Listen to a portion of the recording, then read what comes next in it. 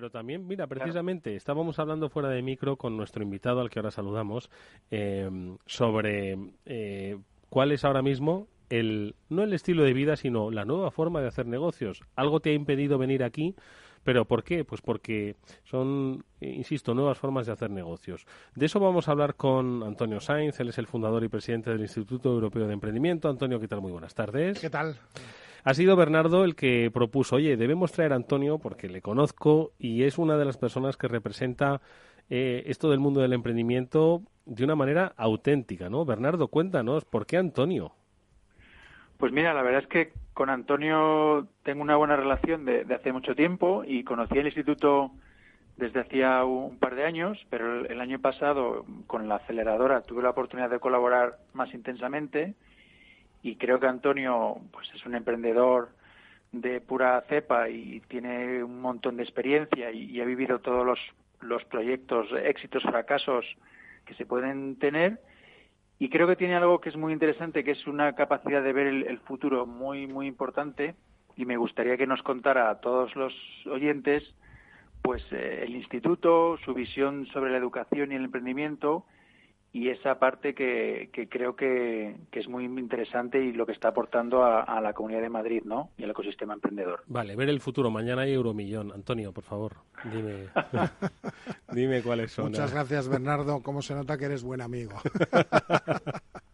Oye, venga, eso que ha dicho es muy fuerte, ¿eh? Capaz de ver el futuro. A ver, ¿por qué? Bueno, yo creo que el futuro, vamos a ver, la característica más importante del futuro es que de verdad es impredecible. Pero de verdad.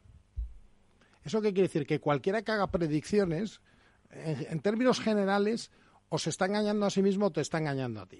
Ahora, eso no quiere decir que no haya que intentar saber por dónde van los caminos, pero con la humildad de saber que el resultado no importa. O sea, una de las cosas que a mí me parece más interesante de la aportación al desarrollo empresarial en los últimos 10 años, de alguna de las metodologías recuperadas, digamos, dentro del entorno del emprendimiento, es justamente la aplicación del método científico a la empresa. Normalmente olvidamos que aplicar el método científico soslaya muchas opiniones y cosas de segundo nivel que te pueden hacer equivocarte. Entonces, en la medida en que aplicamos el método científico, conocemos con mayor precisión muchas cosas. Y yo creo que eso es muy interesante. Entonces, hay que hacer predicciones, por supuesto, pero con la humildad de saber que no importa el resultado.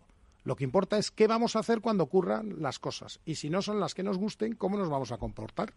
Es así de sencillo. Oye, y ese análisis del entorno a través del Instituto Europeo de Emprendimiento, que ahora nos cuentas qué es lo que hacéis dentro de esa institución, ¿qué te está diciendo más o menos por dónde van los tiros, que luego puede derivar en vete tú a saber qué, ¿no? Pero, ¿qué te está diciendo? Los tiros, ¿te refieres en cuanto al emprendimiento? Un emprendimiento que al final va a generar pues un ecosistema económico, social, tecnológico. Sí, la verdad es que, hombre, a mí me dicen que no diga esto, pero me parece que es un ejemplo muy bueno, ¿no? Dilo. Y es que un ecosistema no es un zoológico. Es decir, cuando los animales están en la jungla, pues están en la jungla y el que se equivoca lo paga normalmente con la vida. En un zoológico nadie paga con la vida nada, porque el tigre se enfada y, bueno, pues le siguen dando de cenar esa misma noche, ¿no? Entonces yo creo que en gran medida mucho de lo que se ha hecho aquí en España en cuanto a emprendimiento y también en otros sitios, ha tenido más que ver con la creación de zoológicos que con permitir que se desarrollen ecosistemas.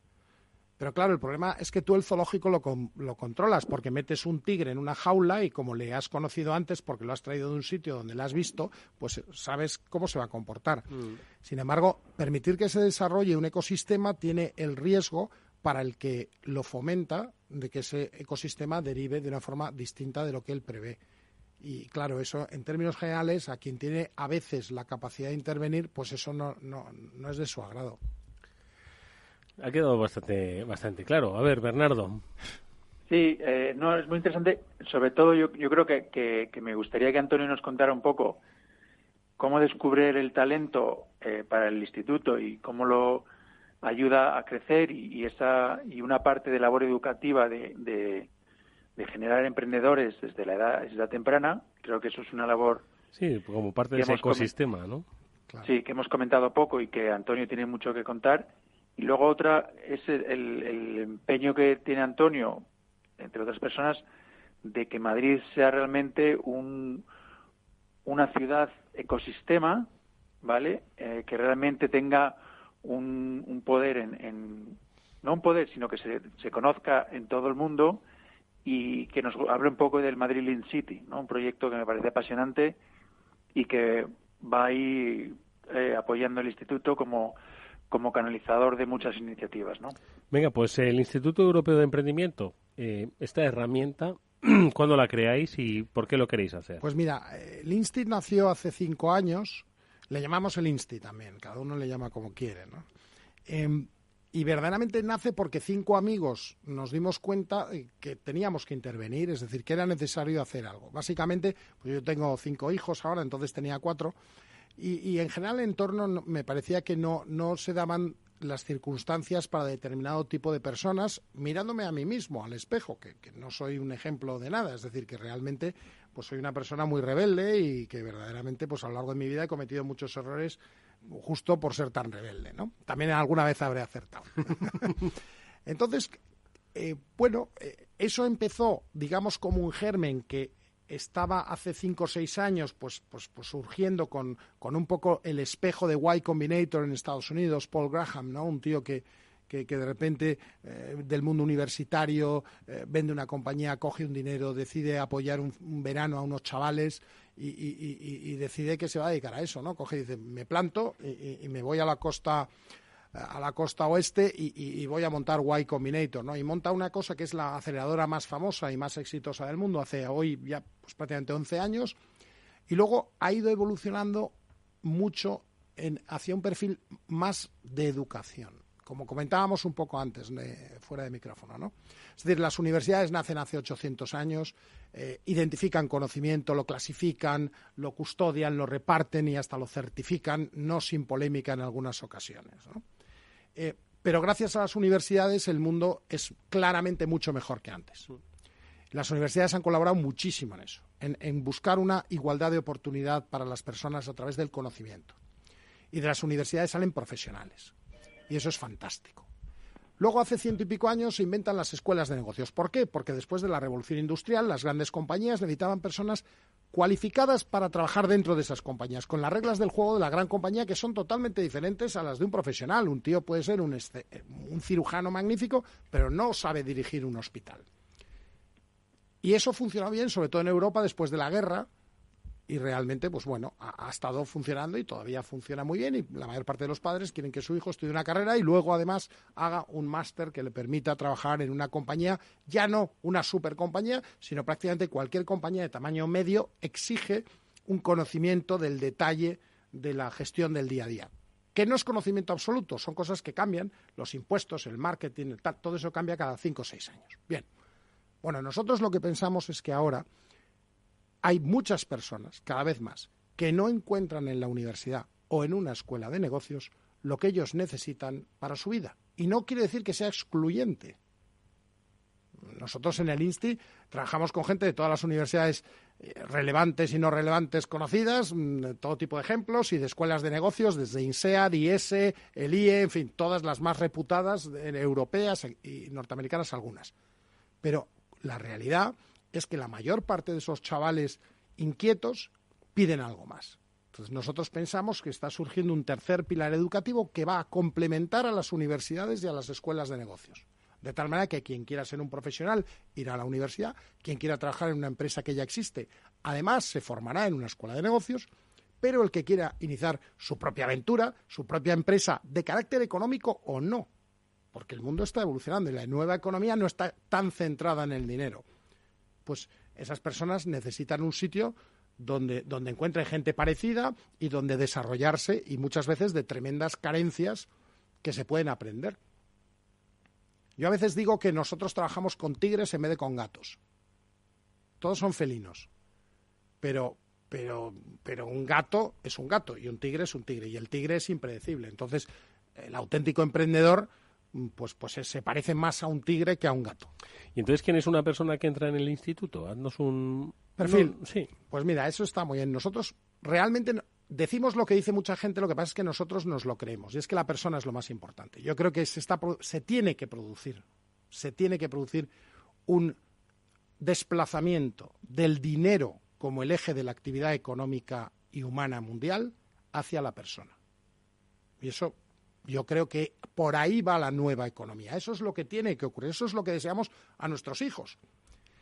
Si eso ocurriese, el instituto se apoya sobre 3 patas en la persona, que es: no me importa la edad que tienes, que es un grandísimo tabú, dicho de paso. Es decir, todo el sistema educativo se fundamenta sobre misma edad. Los niños están con niños de la misma edad, los estudiantes universitarios con estudiantes de la misma edad. Es decir, hay una concomitancia en la edad que impide que se transfiera conocimiento intergeneracional. Entonces, no nos importa la edad que tienes, no nos importa lo que has estudiado, es decir, de dónde vienes. Puedes tener 3 máster maravillosos o puedes no haber acabado el colegio. Eso a mí no es esencial en lo que estamos hablando. Y tercero, no me importa lo que quieres hacer. Es decir, esto no es, como se dice ahora, una aceleradora vertical o un sitio donde aquí son todos de tecnología y tal. No. Lo importante es que tú de verdad tengas algún tipo de proyecto que quieres desarrollar y que sientas que no lo puedes desarrollar en otro sitio. Esto es por exclusión. O sea, realmente a nosotros nos deberían llegar los huérfanos de la economía, pero yo creo que de esos cada vez hay más. Joder, con qué vehemencia, ¿verdad? Lo cuenta. A mí me está convenciendo. Sí. Además, sí. porque lo identificas, ¿no? Sí. Veas, preguntas. Sí, iba a preguntarte ¿qué hay de los que ya han terminado? Es decir, los chicos que, bueno, no hablábamos de edad, chicos Sí. o no tan chicos, Sí, sí. o mayores. De las personas, De las ¿no? personas, vamos a llamar personas, que terminan con vosotros. ¿Qué es lo que hacen? Porque a lo mejor después de conocer ese otro mundo dicen: uf, qué complicado, prefiero un puesto quiero ser funcionario. No sé. Claro. ¿Qué es lo que hacen? O sea, ¿realmente lo llegan a materializar en proyectos que, bueno, no tienen por qué ir bien? Pueden ir bien o no, Claro. pero vamos, ¿lo materializan? Claro, fíjate, nosotros tenemos una estructura de programas. Empiezan con los programas JEP, Young Entrepreneurship Programs, que son para niños que algunos tienen 8, 9, 10, 12, 18 años. Luego tenemos los programas E, y el programa E es un programa que dura 9 semanas y es justamente para eso que tú estás diciendo. Porque es verdad que hay muchas personas que pueden, sobre todo cuando son muy jóvenes, sentir y decir: oye, verdaderamente seré yo emprendedor porque me interesa. Bueno, pues tenemos un programa que en 9 semanas te permite prototipar una idea. Y el que no es capaz de prototipar en 9 semanas una idea, probablemente no es este su mundo. Si lo consigue, tiene otras 9 semanas para convertir ese prototipo en un producto mínimo viable, que es una cosa totalmente diferente. Y si llega al punto de conseguir un producto mínimo viable, aún así podría decir: oye, mira, he aprendido muchísimo, estas técnicas y todo este aprendizaje me servirá en otras actividades, pero no quiero seguir adelante.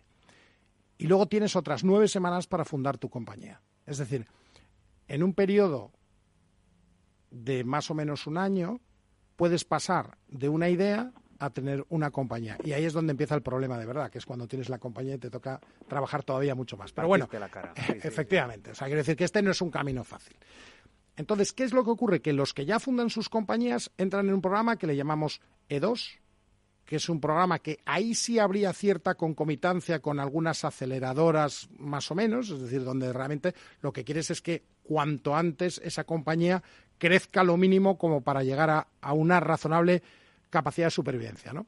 Y luego tenemos otros programas, el programa E3, por ejemplo, que es para compañías que algunas facturan 15 millones de euros. Quiere decir que son compañías que están operativas, funcionando, pero es que cualquier compañía que facture menos de 50 millones de euros es muy difícil que tenga el personal adecuado. O sea, tú no tienes un buen financiero si facturas 15 kilos.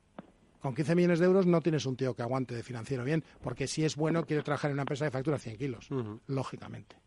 Entonces, toda esa problemática que tiene en el fondo ya la pyme, ya entras en el mundo de la pequeña y mediana empresa, pues bueno, la verdad es que quien ha pasado por ello, pues sabe cómo va y puede ahorrar muchos disgustos, ¿no? O sea, cuando ya la compañía está circulando, falta de conocimiento, que eso no te lo enseñan en ningún sitio, de tratar a los proveedores, tratar a los clientes. En fin, hay sutilezas que si las haces mal pones en grave riesgo tu compañía muy fácilmente.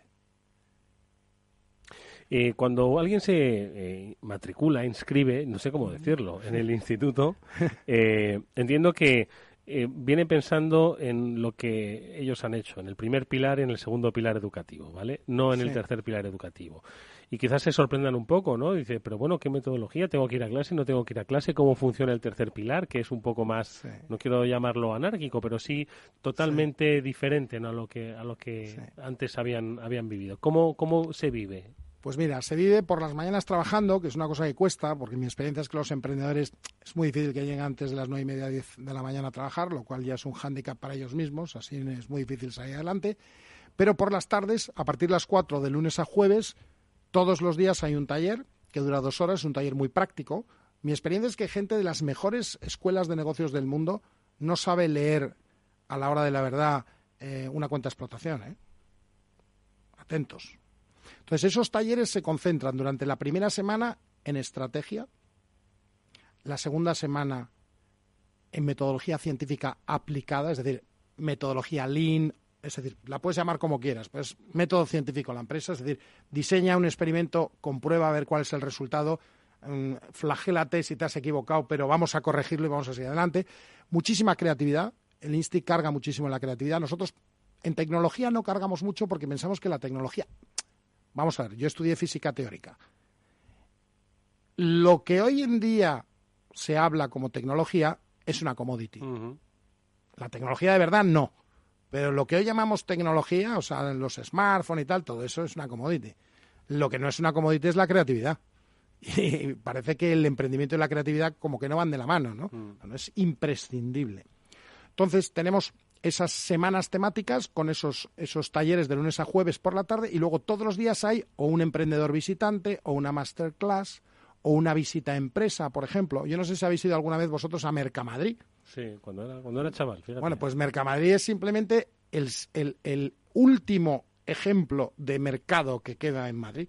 O sea, si tú de verdad quieres saber lo que es un mercado... ¿Y vais desde el instituto? Sí, claro. Sí, cada trimestre vamos a Mercamadrid, pero vamos temprano, Vamos a las 5 de la mañana. No, es que cierran a las 7. O sea pero está muy bien eso, que no se olvidan de... Claro. Esto, si tú hablas, por ejemplo, de emprendimiento y Mercamadrid, muchos no lo meterían en el mismo saco, ¿verdad? Sí, o de ventas. Ojo, que hablábamos antes de ventas y es la madre del cordero de las ventas. Eso y el rastro.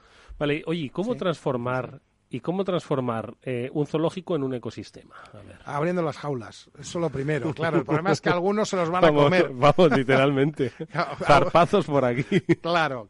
Entonces, ahí lo que decía Bernardo antes, llevamos 2 años trabajando y además con unos cuantos de los partícipes en lo que podíamos llamar lo que nos gustaría que fuese el ecosistema de Madrid, donde es verdad que hay gente seria y es verdad que hace la gente bien. Y básicamente hay una idea. Mira, Madrid es la tercera ciudad más poblada de Europa Occidental, con París y Londres. Madrid es una ciudad que tiene unas métricas empresariales fantásticas, tanto por PIB como el 500.000 de compañías, de empresas que tiene, el 90 y tantos % de las grandes compañías que hay en España. El número de universidades, el número de estudiantes universitarios, 2 o 3 de las mejores escuelas de negocios en el mundo. Es decir, Madrid tiene unas características extraordinarias como para ser un foco de emprendimiento. En nuestra opinión, si Boston no fue capaz de aguantar y Estados Unidos solo tiene 2, que son Silicon Valley, que en mi opinión ya está muy antiguado, y desde luego y Brooklyn, si tú haces la métrica, te sale que necesitas más de 100 millones de personas para sustentar un auténtico hub de emprendimiento. En Europa no caben más de 3, porque somos 300 millones. Evidentemente tienes Londres, que es indiscutible, y tienes Berlín, que tampoco se discute. La cuestión es, ¿será Estocolmo? Yo creo que hace mucho frío. ¿Será París? Yo creo que está demasiado cerca de Londres y de Berlín como para que interese. El sur de Europa, con las características peculiares que tiene el latino, es decir, te voy a decir desde Turquía hasta aquí, ¿debería tener un hub de emprendimiento? Yo creo que sin duda. ¿Qué ciudades candidatas hay? Pues bueno, dadas las circunstancias de las ciudades que podrían funcionar, probablemente Madrid es con diferencia la que tiene mejor característica de mercado, porque tiene muchos más habitantes. Es que en Madrid hay prácticamente 10 millones de personas todos los días, Los casi 7 que estamos aquí, más 1 y pico de turistas, más los que vienen de las provincias de alrededor a trabajar. ¿Pero dónde encuentras 10 millones de tíos para venderles cosas? Pero ¿no te parece que aquí nos falta en España en general, probablemente en todo el sur de Europa, en todos los países latinos, ¿no te parece que nos falta un poco de pasión por el emprendimiento y por hacer las cosas a tu manera? Y probablemente sea un tema educacional, es decir, desde hace 3 décadas no se dice ni una palabra. Yo soy el primero que fui a la universidad, estuve 6 años en la universidad, estudié 2 ingenierías y a mí nadie me habló de montar una empresa, me hablaban de convertirme en un buen profesional para trabajar en la empresa de otro. Pero nadie me contó nada ni de emprender, ni de vender, ni de todo este tipo de cuestiones, ¿no? ¿No nos falta eso en el sur de Europa? Es decir, la pasión y las ganas de que surjan básicamente más chavales. Las grandes figuras que son referentes para los chavales no son precisamente figuras emprendedoras. En Estados Unidos admiran a Zuckerberg, por ejemplo, ¿no? Sin embargo, en España, en el mejor de los casos, a un cocinero. Y, por ejemplo, yo siempre pongo el ejemplo de que los emprendedores deberíamos de aprender mucho de la gastronomía, porque nos hemos convertido, España se ha convertido en una potencia gastronómica a nivel mundial, precisamente porque hay programas de cocina, hay libros de cocina, hay figuras famosas de cocina, hay el Masterchef, el Minichef, el no sé qué. Bueno, pues eso ha hecho que en un plazo largo tengamos los mejores restaurantes, los mejores cocineros y demás. ¿No nos falta algo de eso al sur de Europa? Es decir, algo de pasión por querer hacer las cosas de otra manera. Sí, yo creo que sí. Fíjate que esto es un poco peliagudo, pero vamos a poner un ejemplo del amanecer europeo en lo que es el Mediterráneo. Todo el tema judío, ¿no? El emprendimiento en Israel que está considerado como algo excepcional. La llaman la Startup Nation. Claro. Ya, pero la realidad es que repatriaron a 800.000 rusos de altísima cualificación y montaron aproximadamente 20 centros de emprendimiento donde ubicaron a muchos de estos rusos que venían con formación y tecnología. Y todo eso se hizo con fondos públicos. Gran parte de lo que ocurrió en Londres también fue financiado con fondos públicos potentes. Lo que ocurrió en Silicon Valley es que explotaron una serie de compañías, pero bueno, ya estaba ahí HP y tal, pero bueno, ocurrieron cosas y eso fue un tirón muy fuerte. No cabe duda que donde hay recursos hay mejores resultados. Eso no cabe duda. Mi crítica en Madrid es que no es tanto que haya falta de recursos, como que incomprensiblemente esos recursos se ponen en manos de quien no los sabe asignar y utilizar adecuadamente. ¿Por qué? Pues porque para manejar emprendedores, para manejar empresarios, para manejar, pues hay que tener unos conocimientos de lo que estás hablando, de lo que estás trabajando. Entonces, mi problema yo creo que no es tanto de recursos lo que ocurre aquí en Madrid, porque además Madrid es una ciudad riquísima en recursos de todo tipo, o sea, tiene unas comunicaciones extraordinarias. Es que claro, es que aquí un tío con 1.000 euros, es que aquí un chaval con 1.000 euros aguanta, y encima se lo pasa bien y se echa una novia y se toma 3 cañas. Es que eso es una ventaja competitiva. Por eso hablábamos del Madrid Lean City. Es decir, Madrid es una ciudad que por muy poco te da muchísimo. Eso es una ventaja descomunal. Es decir, los recursos que necesita un chaval para sobrevivir en Madrid de forma digna, mientras está intentando lanzar su compañía o su proyecto, son 3, 4, 5 veces menos que lo que cuesta en cualquier otra ciudad homologable, París, Londres, ya Estados Unidos ni te cuento. Entonces, aquí tenemos cosas magníficas. Lo que ocurre es que es verdad que luego, pues bueno, hay como, vamos a decir, pequeñas familias dentro del emprendimiento que colisionan, cada uno tiene su pequeño trocito y lo gestiona muy de la mano de la gran compañía. Y la corporación esencialmente es enemiga del emprendimiento, como no podía ser de otra manera. De hecho, aquí en Madrid prácticamente se ha conseguido que usurpen el espacio del emprendimiento las grandes compañías, que acaban poniendo a los chavales en una oficina cojonuda, como si fuesen empleados sin cobrar. O sea, es como decir, mira, te voy a poner como si tuvieses un sueldo de 70.000 euros. Lo que pasa es que no vas a cobrar un duro, pero quédate aquí un año. Ya estás, desactivado. Siguiente, por favor. Eso es exactamente lo que hacen las grandes compañías. Pero es que es lógico. Porque tienen miedo. Es que las grandes corporaciones tienen miedo. Es que Europa ha llegado al punto en que las grandes compañías no ganan dinero. Y no van a poder ganar dinero en Europa si no es a través de trato de favor o o estructuras que no están en el libre mercado por sus ineficiencias. Hay que reducir el tamaño de las empresas en Europa, porque Europa no es un mercado. En Estados Unidos tú te pones a hacer donuts y a las 2 semanas tienes un jet privado. ¿Por qué? Porque claro, es que te compran donuts en todas partes. Tú aquí, para que un tío en Barcelona te compre un producto de Madrid, pues es no difícil lo siguiente. En Valencia sí, te lo van a comprar. Pero en Sevilla tampoco te van a comprar fácilmente productos de Madrid. En Málaga sí. Sí, y en Estocolmo ya ni hablamos. Pues claro. Si es difícil en España, imagínate... Es que Europa no es un mercado. Sí, sí. No es un mercado. Eso es lo primero que hay que decir. Un conglomerado que los americanos no entienden. Claro, tú eres americano y tienes 300 millones de americanos y 1.500 millones de tíos que te compran por ser americano. Total, casi 2.000 millones, antes de empezar. Tú aquí en Europa, el que más tiene 10 o 20 millones de clientes. Claro, esto hace que nuestra estructura... Por eso nosotros nos llamamos Instituto Europeo para el Emprendimiento. Porque entendemos que el modelo europeo de emprendedor es diferente que el norteamericano, pero es compatible porque el mundo es muy grande. De hecho, una de las cosas que ha demostrado la globalización es que no puedes globalizar cualquier compañía. Te das cuenta que de repente una compañía funciona en un entorno cultural y entra en otro entorno cultural y o se modifica o se trastoca o no entra.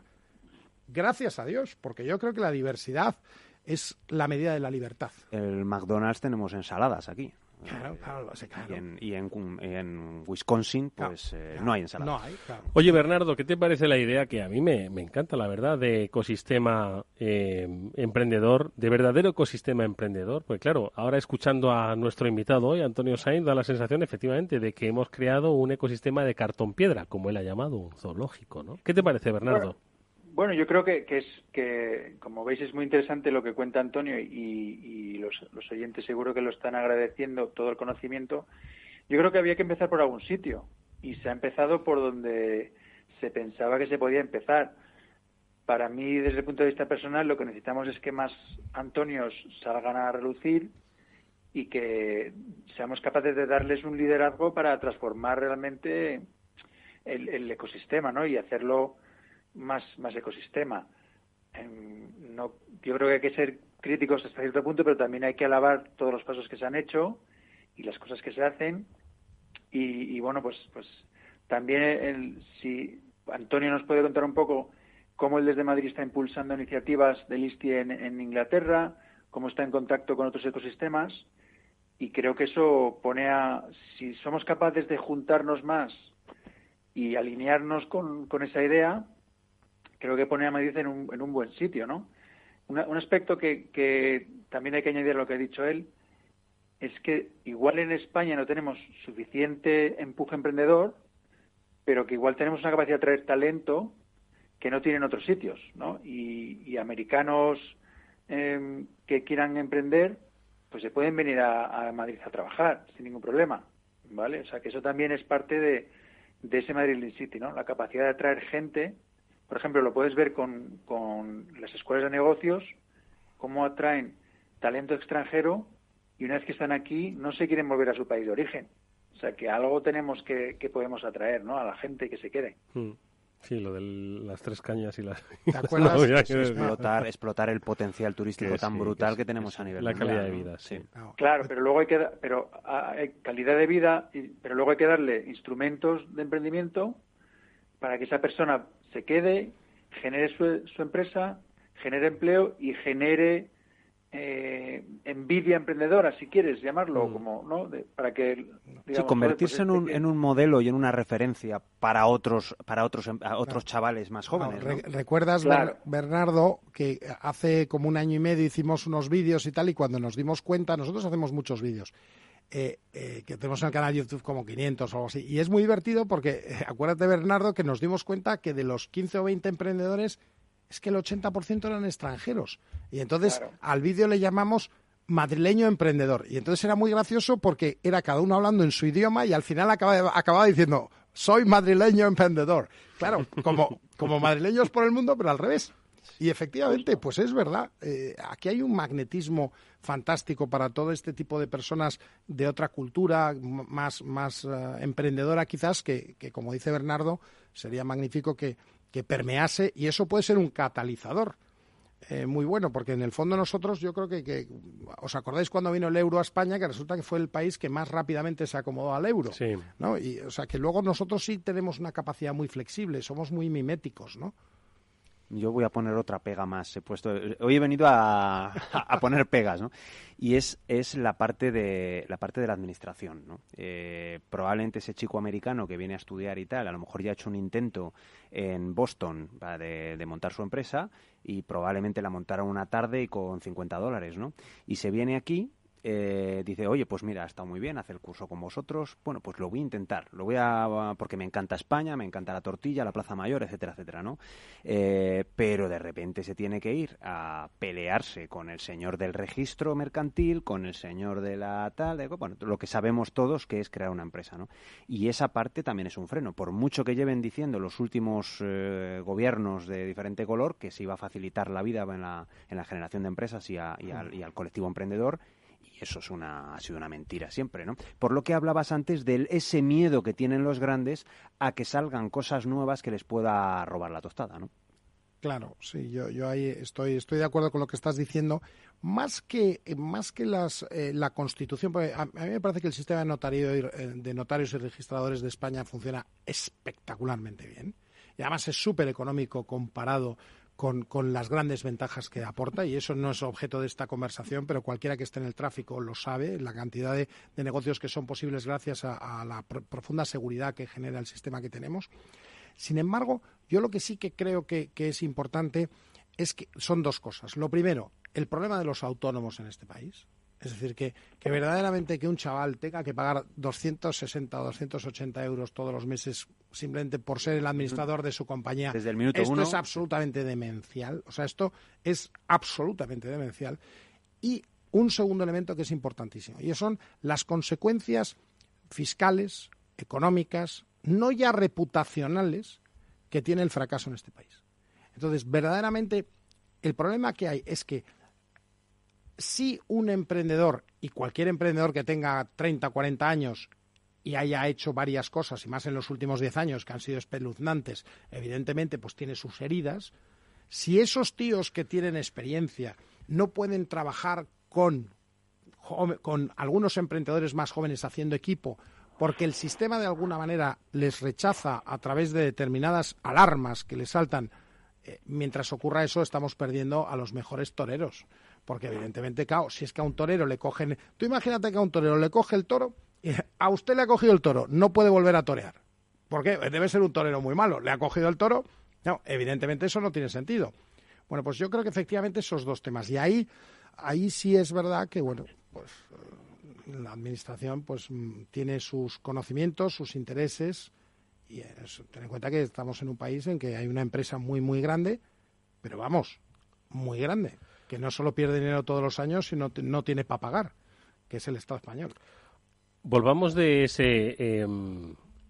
esas vallas al ecosistema y volvamos de nuevo pues al origen, ¿no? Al Instituto Europeo de Emprendimiento, para que nos cuentes, Antonio, un poco, para que la gente pueda visualizarlo, pues cómo gente que ha pasado por vuestras, no sé si llamarlo aulas, ¿sí? Al final se pueden formar o por... Bueno, son espacios.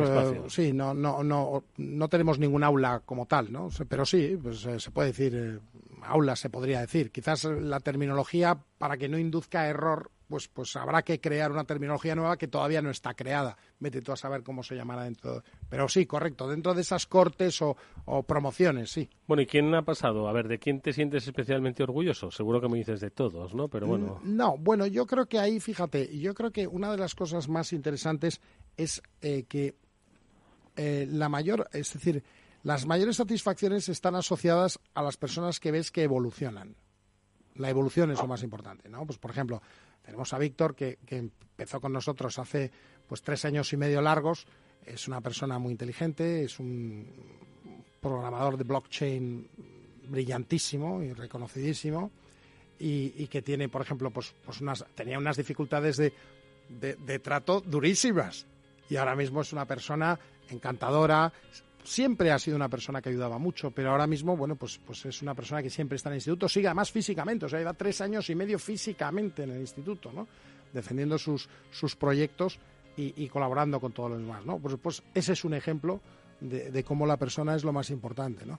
Y muchas veces las personas muy capaces en determinadas áreas tienen carencias en otras, ¿no? Entonces ver cómo todo eso se amalgama pues es fenomenal, ¿no? Tenemos a las Supergirls, ¿no? Que son dos mamás que empezaron hace 3 años a montar su compañía Pocket Care, ¿no? Y cómo van saliendo adelante y consiguiendo cada vez más cosas, ¿no? Y luego, bueno, pues tenemos alguna empresa como Sonrio Nansa, pues que tiene 60 empleados ya, o las conservas que han sacado ahora mismo como spin-off de esta compañía, ¿no? Que van con un chef 2 estrellas Michelin, han estado en Madrid Fusión, ahora han estado también con gran éxito en Barcelona en Alimentaria y estarán desde dentro de unos días en las 63 centros de gourmet del Corte Inglés de España, ¿no? Con alevines de dorada y de lubina en distintas salsas, kimchi, ponzu, en fin, una cosa absolutamente excepcional a nivel mundial. Es decir, romper en la conserva es dificilísimo. Innovar en conserva no es nada fácil, ¿no? Y lo hemos conseguido con esta empresita, ¿no? O sea que cosas muy... Y la emoción ¿no? Sí, porque probablemente el momento en el que esté visto más emocionado de todo este rato ha sido ahora, ¿no? Cuando hablas de... Es un poco como hablar de mis niños, sí, ¿no? Sí. Es verdad que... Y muchísimos más. Y Shara, que es un fenómeno que estará en Londres, ¿no? Que mira, este pañuelo está hecho... Bien bonito, Shara, bien bonito, no se ve. O sea, ¿Qué querías, Bernardo? Sí, si me permites, yo creo que lo importante es que el proceso en el INSTI ven el brillo emprendedor y luego les dan una capa, la que necesiten cada uno, y luego pues una cosa es cómo evoluciona el proyecto que han venido a lanzar o cómo vaya, pero otra cosa es cómo crecen como personas, sí, ¿no? sí. Y creo que ahí todos los que han pasado por allí se han llevado algo a nivel personal, nuevas formas de trabajar, una buena red de networking, y una cosa que también tienen en el ISDI que hacen muy bien es que tienen una red de profesionales muy buena, y Antonio consigue convencerles para que ayuden a los proyectos de una manera superior quizás a lo que podrían implicarse, y eso al final también lo ves reflejado no solo en los emprendedores, sino en esos mentores, cómo se sienten recompensados por ayudar, ¿no? ¿Qué reciben a cambio? Pues unos emprendedores, lo que les puedan ofrecer de traspaso de conocimiento, pero la ilusión y el trabajo les recompensa, ¿no? Se me ha venido a la cabeza lo de dar cera y pulir cera, ¿no? Al final era mucho más de persona que de karate, ¿no? Sí. Claro. Efectivamente. Pues la verdad es que ha sido muy significativo y ojalá que algún día se pueda crear verdaderamente ese ecosistema del que vamos todos a disfrutar, del que estoy seguro de que va a haber muchísimas salidas del armario, ¿vale? Porque al final, estoy seguro de que ahora mismo lo tenemos constituido de tal manera que uno pues no se atreve por una cuestión puramente de seguridad, pero estoy seguro de que estaría deseando pues ser libre, ¿no? Dentro de un ecosistema emprendedor. Pues, oye, pues iniciativas como el Instituto Europeo de Emprendimiento seguro que lo logran. Le agradecemos a Antonio Sáenz, su fundador y presidente, que nos haya acompañado estos minutos, y a Bernardo Martínez, nuestro amigo y desarrollador de negocio de IVC, que nos lo haya presentado, nos lo haya traído. Te esperamos la próxima vez aquí. Antonio y Bernardo, muchísimas gracias. Muchas gracias a vosotros. Y mucha suerte. Hasta pronto.